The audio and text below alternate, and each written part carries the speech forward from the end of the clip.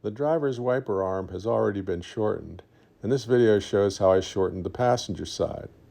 The wiper blades were hitting the center divide and the outer window frame, and they're vintage but not the original wipers. It's stamped Anco Deadlocker, and I'm not sure if this is the best way to disassemble them, but it worked for me.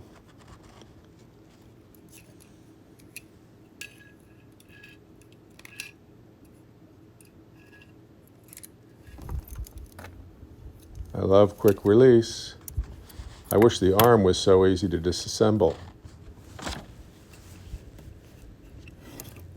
The tabs I'm pointing at here are required to be open in order to get this armature apart. It was the only way I could figure out to get to that steel shaft to cut a 1/2 inch off. I was hoping that somebody had a video online on how to do it, but I couldn't find it.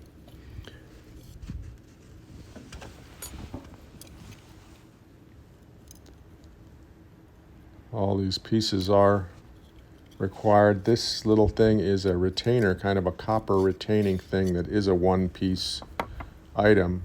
It wasn't broken on the other side, but on this one I'm going to solder it back together again just to keep it in place so the arm doesn't move. It seems to use that locker to hold it tight. So I'll be cutting a 1/2 inch off. Here's the piece that I took off the other side, and it does have a little bend in it that you put the cut product in there and bend another piece just to hold it in place. That's why you can't just pull that arm out, because that is one of the reasons it locks in place. It is hardened steel, so it takes a while to cut through that. I edited that out. Those little dimples are a method that fits in that copper sleeve to hold it together. And I will heat up the arm and then try to replicate those just to get a little bulge to fit in that area. So I'm going a 1/2 inch from the old one, and then I ground the old ones off. There's one. I did one on each side, so 4 dimples. There's me just running some solder between the 2 items, and then I ground off the bulb with a grinder.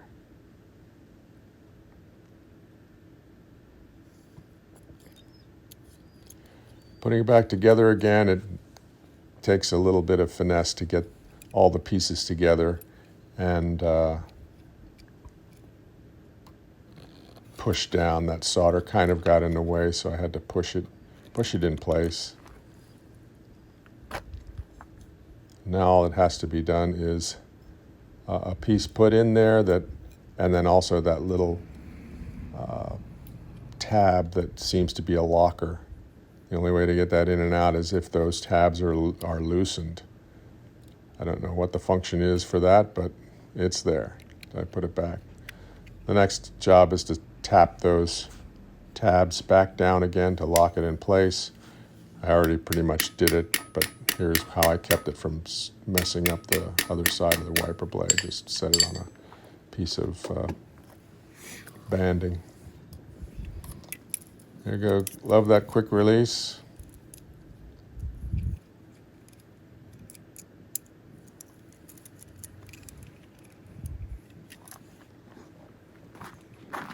And here's the big test on the old truck.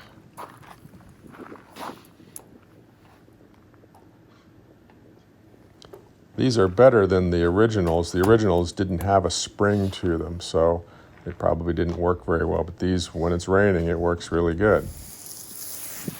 There's simulated rain with the rainbow. Much better. It's a little close on that passenger side as far as the frame goes, but it doesn't really hit it. What was happening was the armature was getting beat up by it getting stopped by the outside.